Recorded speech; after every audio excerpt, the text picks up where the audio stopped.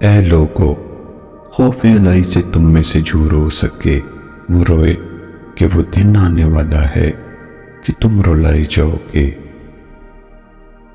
دل پر اکثر آفتیں آنکھ کے راستے داخل ہوتی ہیں۔ پرہیز کرو، پرہیز نفع دیتا ہے۔ عمل کرو کہ عمل قبول کیا جاتا ہے۔ علم بغیر عمل کے بیکار ہے اور عمل بغیر علم کے بیمار۔ مصیبت کی جڑ کی بنیاد انسان کی گفتگو ہے۔ عقل مند کی پہچان کم بولنا ہے۔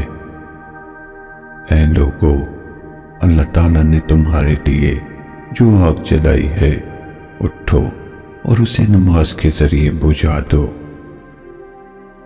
تمہیں اس دن پر رونا چاہیے جو نیکی کے بغیر گزر گیا۔ بدترین ہے وہ شخص جو یہ جانتے ہوئے کہ لوگ اس سے کیوں نفرت کرتے ہیں وہ عادت نہ چھوڑے۔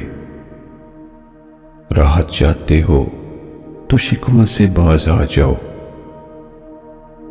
اللہ سے معافی بھی مانگو اور عافیت بھی، کیونکہ کسی آدمی کو ایمان و یقین کے بعد عافیت سے بہتر کوئی نعمت نہیں دی گئی۔ جب تک موت سے مہلت دے رکھی ہے اس وقت تک تم نیک اعمال میں ایک دوسرے سے آگے بڑھنے کی کوشش کرو، اس سے پہلے کہ موت آ جائے اور عمل کرنے کا موقع نہ رہے۔